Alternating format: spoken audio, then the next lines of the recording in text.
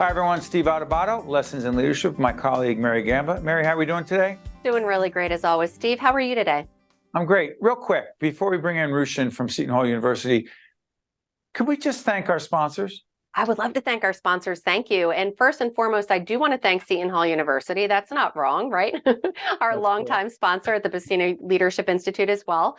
Prager Metis, Cheese, New Jersey, the New Jersey Sharing Network, the North Ward Center, Fedway Associates, Veolia, Delta Dental of New Jersey, the International Union of Operating Engineers, Local 825, and our newest, which is DevCo, and the Helix, which stands for Health and Life Science Exchange, happening in New Brunswick. We'll be talking a lot about innovation and that in our future series. Innovation leadership. And speaking of innovation, we bring on, once again, Ruchin Kansal, who is professor of practice at the Seton Hall University, one of our higher ed partners. Ruchin, good to see you again. Good to see you, Steve, and good to see you, Mary. Happy to be here again. Hey, Ruchin, let's put this on the table. Ruchin is the editor of this publication. We'll put in the post-production. Sylvester, our great post-production editor, will make that happen. In the lead is the publication. Ruchin is the editor, Navigating AI. So I've got to ask you, about 5 or 6 months ago, you asked me to write about artificial intelligence and leadership, and I said, I am not qualified. Translation, I don't know what it means. I don't know what to say. And since then, we have been struggling to figure out how to incorporate artificial intelligence, AI, into our leadership coaching, into our curriculum, into my writing. So here's the deal. This entire publication in the lead, which you'll see the website of, is dedicated to AI. Is artificial intelligence going to put all of us who teach, coach, write, and think about leadership out of business because a computer is going to do it for us, my friend? The answer is no. And you should not really feel bad, Steve, that you don't know enough, because none of us know enough about it yet. And as I've been really thinking about it, how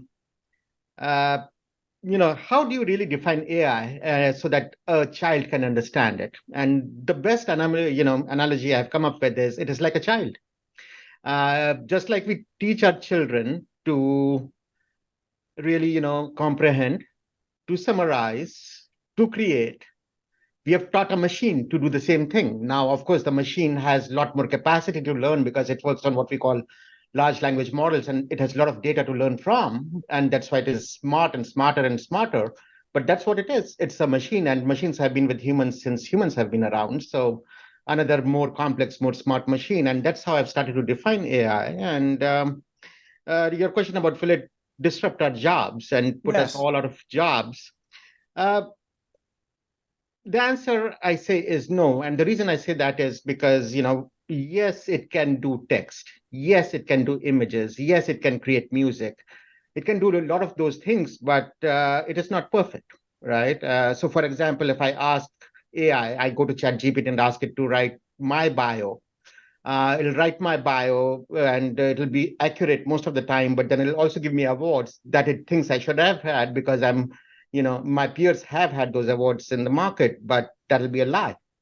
And that's what we call hallucinations, right? So it's not perfect. What do they call it again, Ruchin? Hallucinations. Just like hallucinating. So let me give you a concrete example. We have a team of great producers. If I said, you know what, we want to save a lot of money. We want to get rid of all of our producers. Mary's looking at me saying, where's he going with this? No, I'm not making an announcement. I'm just asking a question. We get rid of our producers. And we say, we're going to do chat, what's it called? GPT. Yes, I got it. I'm joking, Mary. Yeah. Chat GPT. All right, chat GPT. We're going to have Ruchin Kansal on, and we're going to talk about AI. Give me the 5 questions I need to ask him about AI and leadership. I don't even need Mary Gamba. I can just look at the questions, do it myself. What do I have wrong here? Yeah, so it will give you the questions, right? But Mary is not just writing questions, I hope, for you, right? She's doing a lot more in the background, which is 95% of the work. Yeah, I know you're joking. So that 95% the machine has still not replaced. And there was actually a recent survey, and someone asked ChatGPT what jobs it will replace. And it came up with none. The answer was none, because none. Which I don't agree with again, because it's hallucinating. But the thing is, any job does not stop itself at write me the questions or write me the bio, right? So I would say comprehending and summarizing. It's not creating yet. And yes, it can create based on the data that's out there, but it still needs us to really, make sense of it, make sure it is accurate. There is a lot of mischief going on, right? AI, just like a mischievous child, will create things that are not true. And it will also create concerns around security and impersonation, et cetera, et cetera. So it also needs to be managed that way. So in my view, it does disrupt a few jobs. So I'm not saying it will not disrupt anyone. It will, just like the car disrupted the horse But it car. created new opportunities. But it created new opportunities, a lot of new opportunities. By the way, I need to make something clear, just in case anyone thinks I was being serious. There is no computer, no chat GBT, nothing that can replace Mary Gamba. And 'Cause especially because 90% it's Chat GPT. I said that. And the other thing that the chat GBT will not do is correct me right on camera in real time, like Mary Gamba. I mean, how could a computer do that? It's impossible. I mean, yeah, Say it it's again, impossible. Mary. Chat what? GP as in Paul T. Yeah. It's I okay. mean, we can impersonate Mary Gamba, but I Oh, can it's tell hard. you, I am not impersonable. There's no hallucination that can Can't do mimic it. me. Oh, no, I've seen you hallucinate a few times. Go ahead, Mary, pick it up. Yeah, I really have a question. And it's so speaking about it, this is something that I don't think AI can do. It's pivot, right? This isn't even in my list of questions, but it's something that just came to me. And I'm really curious about students and AI. Talk about integrity a little bit, right? I mean, I have 2 students in college, as does Steve. They need to write a 600-word essay on how to build a clock. I've played around with the chat GPT and I love it. It's amazing. You could tell it to give me a great marriage proposal on a beach with a sunset. And it's the most beautiful, how to eulogize a cat. And trust me, it's hysterical. But where does that level of integrity come in? I'm going to leave that alone right now. Yeah. But go ahead. It's funny, put it in there. But you could actually put in a computer science, code, say, hey, give me a code for a red bouncing ball. It will literally spit back within seconds the code, the computer code for a red bouncing ball. So how do we keep our students learning, not cheating, and keep it all on the up and up? Good one. Fair question. And it goes back to if a tool can do it easily for me, write a code, solve a formula, why not let it do it? I mean, I actually encourage my students to think beyond that, right? I encourage them to use ChatGPT, tell me how they're using it, and really get very familiar with it. And if they can really use it to enhance their capability. So you're actually, I'm sorry to interrupt you, but you're actually encouraging your students to use it because they're going to be using it anyway, right? Like, is that what you're doing? That's what I'm doing. Use it because you'll be using it anyway. And at the same time, it also goes back to what am I trying to teach you, right? If I'm still trying to teach you how to solve 2 + 2 = 4, I'm not teaching you enough. I should really be teaching you how to be creative, how to be problem solving, how to be really bringing people together, building teams and really getting things done. And also understanding when the machine is hallucinating, right? So I would rather you get very used to it now and use it just like you started to use slide rules and calculators, and then be a step ahead. And I think that's what we need to do. Ruchin, stay on Mary's point in this way. So the pandemic happens. We're taping in the end of September 2023. Be seen later. So, and it's at different stages at different times. So I don't know what post-pandemic means. That being said, AI does what in a crisis? AI does what in terms of pivoting, adapting, being agile, making critical decisions in real time? Or is that requiring us to be strategic leaders and thinkers, and there are no computers involved at that point? Please, Ruchin. I think there is a role for AI there, right? Because you as a leader cannot make good decisions in absence of good data. And if AI can help you get good data faster, it can help you make a better decision. But I fully agree that strategy is not same as analytical skill set, right? Strategy is a lot more creativity, a lot more storytelling, a lot more visioning, and data helps, and AI in fact can help. But now, you still need that creative mind and that strategic thinker to really use that data to make the right decisions. Final question on my end. AI can or cannot replace a terrific director named Elvin Badger? Can it replace our extraordinary director? Can it replace our director? Well, depends on what the director does. I don't know Elvin's full, job description, but I'm sure there are few things it can do that Elvin does today, faster, cheaper, better. Oh, But really? that allows, And our cameraman, Scarlett, let me ask you. yeah. I'm joking. I'm joking. Because here's the thing. We can joke, but the reality is the more and more people read about AI, the more fear, the more anxiety, the more, hey, what does it mean about my job? If we're not going to deal honestly and candidly and openly about what we know and don't know about AI and embrace it because it ain't going away and figure out how to make it work for and with us, then the game over. And so, Ruchin, you've helped us do that. Yeah. It is in the lead. That is the publication. The graphic will go up. Ruchin is the editor with our partners at Seton Hall University. I'm looking forward to being on campus in the spring, back for our master class at the Buccino Leadership Institute on leadership. Hey, good stuff, Ruchin. We'll see you soon, my friend. All right. We'll see you soon. Thank you so much. But hey, Mary, there is no one can replace. Oh my God, I just realized I'm in trouble. AI could do this. All right, we'll be They back after. probably could.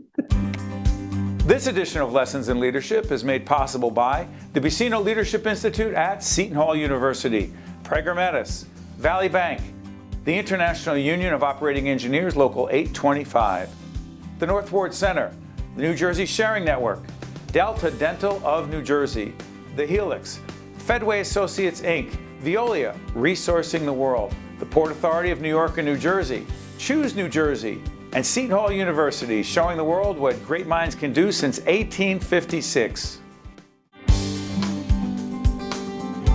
Welcome back to Lessons in Leadership. Thank you so much again for joining us today. And we are thrilled to have with us Satyen Raja, CEO and founder, WarriorSage Trainings. Satyen, thank you so much for joining us today. Good morning. Thanks for having me here, Mary and Steve. Looking forward to share with you today. Absolutely. And speaking of sharing, please tell us, what is WarriorSage Trainings? We'll talk about your books in a little bit, but just talk a little bit about the training and the coaching that you do. Our organization, we train CEOs and executive teams, C-suite teams, to really cross the finish line, to be deeply aligned, going from chaos to coherence. And really, I create super teams in any type of organizations that are here to make big impact. We dial up the teams on the inside out so that the effects that they have in the world are very profound, impactful, but they're all done in a new paradigm, without struggle, without strain, without overwhelm, coming from, let's say, another level of attunement from within. Yeah, no, and I have a question regarding that, though. When it comes to that attunement that you're talking about and the struggle coming from within, how did your training and your approach to training, how was it impacted by COVID? Right? You couldn't have more chaos in those 3 years than that. Talk a little bit about how your training and your approach to that evolved. Well, with the warrior philosophy, I come from a warrior sage lineage. That's my martial arts background. And in the warrior sage philosophy, there is no obstacle. Whatever comes our way is something to take advantage of. And so when we have that dialed in, that whatever challenge comes upon us, it's not something to crush us, slow us down. As Bruce Lee said, you must flow like water. When you hit a rock, don't stop, don't freeze, don't gasp, don't brace, embrace. And so that's what we train our leaders to do, to embrace whatever is in front of them. Now, most of the challenges we have are mental, psychological. When we shift those, when we make an attunement within, then what happens is what used to be a problem now is a huge opportunity. And that's what's been happening with the teams I've been leading, the organizations I've been leading and supporting over the last few years. Let me follow up on that. For those of us who have not been trained in the mixed martial arts and do not have, Steve, you're telling me you have not been trained in the mixed martial arts? No, I enjoy watching UFC fights, and I enjoy mixed martial arts, but you are not messing with the moneymaker here. Hey, Steve, one thing before you move on, I actually took many, many years of karate. That is probably something else that you did not know about me. So, yeah. Is there fantastic, another martial artist. So, yes. There's a whole thing they do. You got to take your shoes off. In the warrior arts, we're taught to have a strong spine and an open heart. So the warrior is a strong spine, that uncollapsible spirit within us. And that's what we cultivate. So in our trainings, what we do is with CEOs and executives, we take them through duress training, helping them stay calm in the center of the storm. You can do mindfulness and all that, but that's pretty beginner stuff nowadays. What we need to do is really anchor people in their true self. When we're anchored in who we really are, then what happens is we're far more agile, we're far more resilient. But when we're identified with our ego, the roles we play, the faces we put on in the corporate or business world, and we're not coming from who we truly are, then it's easy to get knocked down and stay down. But when we cultivate that strong warrior spine, that resiliency within, and we open our heart, then we attune to our intuition, because intuition, not only tactics, is what's really needed in the business world right now. We need to tap into the feminine wisdom, which is inherent in all of us, which is that attunement to people, the human dynamics in the organization. I've discovered that's the most important thing in our families, most important thing in our organizations, in government, is the quality, the power, the beauty, the joy of the human dynamics inside. And if that's faltering, so is the company. Yeah, why is that feminine wisdom? Well, because the feminine has a lot to do with the embodiment and the flow of connection within us. And the masculine has a lot to do with attainment, realization, next goal, attainment, breakthrough, breaking through challenges. But that's fantastic in the business world, but it's become imbalanced to the place we're self-destroying ourselves. You know, I work with a lot of business leaders. On the outside, things are great, amazing success, billionaires. On the inside, there's all types of challenges. It has lots to do with relationship, with family dynamics, with their children. Because of the overexertion in one area of their life, it affects another area of their life. It's detrimental. So it's about balance? Is it about balance and wellness in the end? Balance, wellness, equilibrium, but also of spirit, which means tuning into our deeper purpose. In India, we call it our dharma. In the warrior traditions, we call it, what's our purpose for living? When we discover and open to that and marry that with our business purpose, our success purpose, then we become a whole individual. We're not fragmented within ourselves. Yeah, but Mary. Satyen, I have a question about that. When it comes to this, all sounds good and great. Absolutely. I'm a firm believer. Steve and I talk all the time about I set my intentions every day before I start my day. But where does the bottom line come in, right? For these CEOs, for the presidents of organizations, where do they balance making sure that they are making all ends meet, right? No money, no mission, while also staying in tune with this culture that you're talking about? Don't they sometimes conflict? This is hold on one second. While you answer that, I now have to bring in for the organization, together with Mary, $3.6 million a year, or we're going to have a problem. Translation: I appreciate everything you're saying. I know what that number is. I know I have to be the leader to get there. And if I don't, my board of trustees and everyone else connected with us, particularly those who get a paycheck every 2 weeks, and pension payment and health insurance, that's real. It doesn't feel especially spiritual to me, in all candor. I have to get it done. So please help me. Absolutely. Well, all the top leaders that I know who've been along the path and have, attained levels of success, they recognize their internal state makes the huge difference on what's going outside. They already recognize that life is a mirror reality. If I'm frowning on the outside, if I'm frowning, the mirror is going to reflect a frown. If I'm smiling and positive and intentional on the inside, the mirror reflects that the same. The frown doesn't turn into a smile when we look into a mirror. The smile reflects back a smile. In the same way, our physical, mental, emotional, and spiritual alignment, when we have that dialed in, and that's a simple thing to do. It's not as onerous as we think. We already have that inner alignment. We just got to get back on board with it. We already have the navigation mastery within us. We've lost touch with that navigation. We're using some other GPS outside of ourselves. Hold on, time out. How does that help, or how does that relate to me having to bring in $3.6 million a year to keep our engine going? That's real. Absolutely. We've done this dozens of times in the company. What we do is we take a look at the company. We take a look at the individuals, the leaders, and we say, okay, what are the biggest challenges right now? Could be in the financial world. We look brass tacks. We start with the pain. We start where's the biggest problems in the company? Then when we boil down to it, it has a lot to do with limiting beliefs, old impressions from the past of what can be attained, limitations in some team members. Some are really brilliant. They're like, we can achieve it. Some go, we can't. And they're holding back. There's brakes on. So what we do is we go into the mind, we go into the subconscious of our leadership, and we transform it so that those obstacles that used to be ceilings are now gone. When you have a team that's coherent, when the obstacles are gone in their limiting mindsets, then what happens is the goals come to us. It's less strain and struggle, less push, less yang power and more yin power, where the actual fulfillment comes our way. And the paradox is, at first it's hard to believe if you're coming from a traditional mindset business, which I have for decades, right? I come from a family lineage of business people. I had to break away from that paradigm of over burning out, over stressing. Yeah, we made lots of money, but the results were pretty poor on the inside.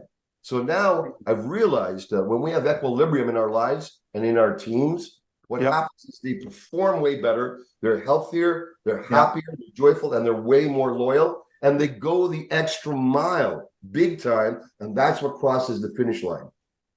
Real quick before I let you go, the name of the book, Accelerated Evolution, right? Exactly. There's Accelerated Evolution, and specifically for this circle as well, there's my Transcendent CEO, and you can find both of these on my website. Transcendent CEO and Transcendent Culture. These are for organizations, and that's for the individual. Good stuff. A lot to think about, and we appreciate you joining us on Lessons in Leadership. Thanks so much. It's wonderful to be here. Thank you, Steve. Thank you, Mary. Have a wonderful day. Stay with us. Mary and I have some final words right after this. Promotional support for this edition of Lessons in Leadership with me, Steve Adubato, and my colleague, Mary Gamba, has been provided by NJ.com, NJBIA and New Jersey Business Magazine, CIANJ and Commerce Magazine, and Meadowlands Media, a print and digital business news network. Welcome back, Lessons in Leadership. We've got a few minutes left. Mary, I know on the back end we'll plug our sponsors. Hey, do our media partners real quick, because I want to come back to this discussion we just had with Satyen. I would love to promote. Thank you for reminding us. CIANJ and Commerce Magazine, Meadowlands Chamber and Meadowlands Media, NJBIA and New Jersey Business Magazine. So thank you to all of our wonderful media partners. Hey, here's the deal.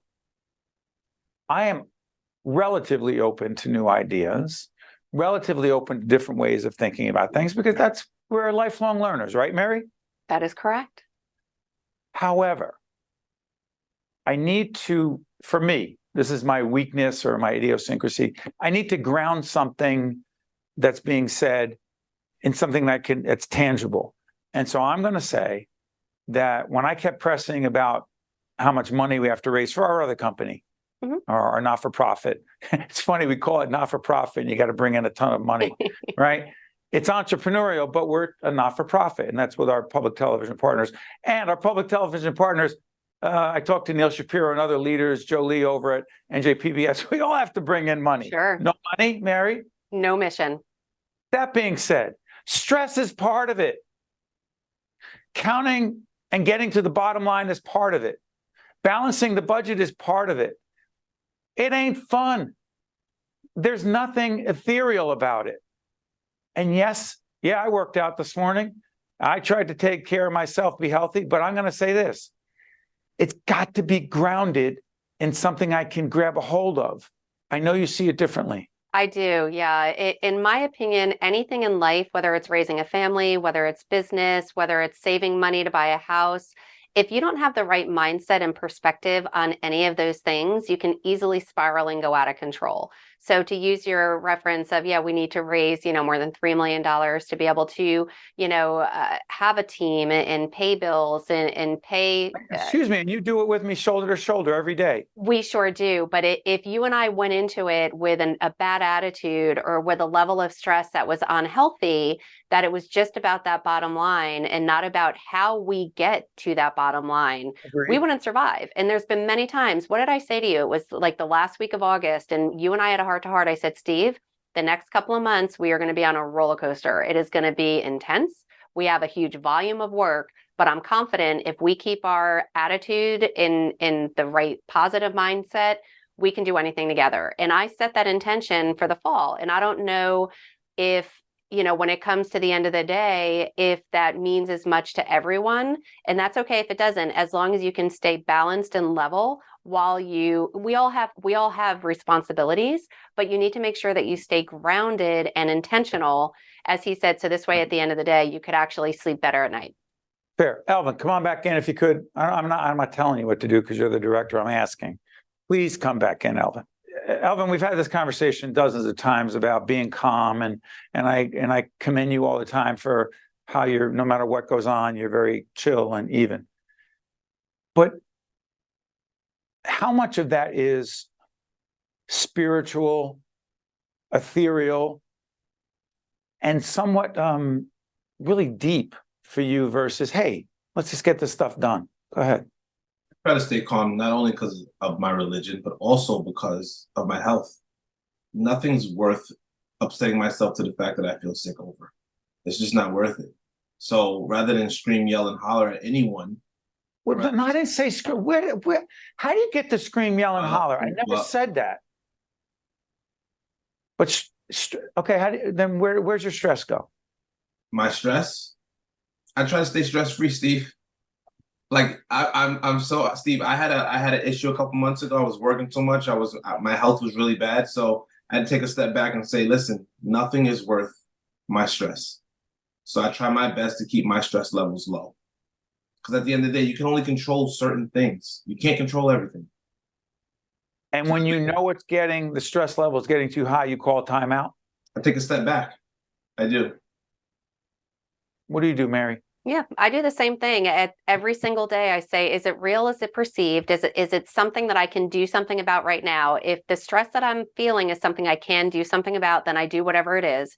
If the stress I'm feeling, there's nothing I can do about it, I just accept it for what it is at face value and just put it away, because if there's nothing you could do about it, and then just try to remain positive and really prioritize what's important in life. Because 100 years, when we're 100 years old and we're looking back, on our lives, it's not going to be all those stressful things, we hope. It's going to be the quality that we had with family, friends, colleagues, coworkers, and how we work together to, Okay, let me end on this. So we're taping at the end of September. Yep. The Jets, who stink right now, the Yankees, who are out of it, no longer in baseball, that's over, to the Giants, and Saquon, please come back soon because we can't win without you. But this is going to be dated. They're probably not going to win anytime soon. And the Mets, Scarlett, your team's horrible. So I want to be clear. You're the manager, the coach of those teams. You know your teams aren't going to win. You just chill, right? Seriously? Their job's on the line. It's stressful. So I would honestly have to say, though, Steve, sometimes you got to look at upper management. Stop blaming the managers and blame the owners.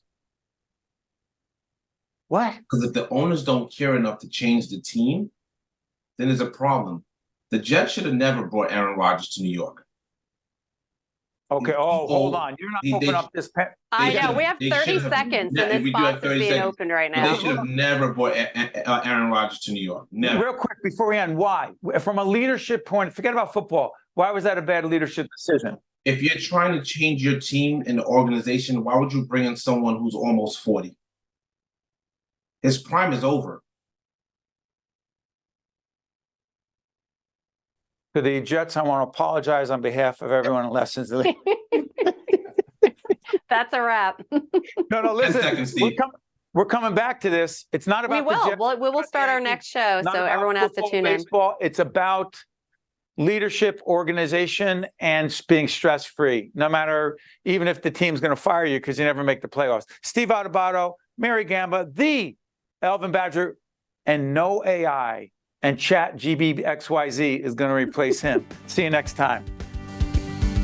This edition of Lessons in Leadership is made possible by the Buccino Leadership Institute at Seton Hall University, Prager Metis, Valley Bank, the International Union of Operating Engineers, Local 825, the North Ward Center, the New Jersey Sharing Network, Delta Dental of New Jersey, the Helix, Fedway Associates, Inc., Veolia, Resourcing the World, the Port Authority of New York and New Jersey, Choose New Jersey, and Seton Hall University, showing the world what great minds can do since 1856. This is Mary Gamba. If you want more leadership tips and tools, log on to stand-deliver.com. That's stand-deliver.com. Promotional support for this edition of Lessons in Leadership with me, Steve Adubato, and my colleague, Mary Gamba, has been provided by NJ.com, NJBIA, and New Jersey Business Magazine, CIA NJ, and Commerce Magazine, and Meadowlands Media, a print and digital business news network.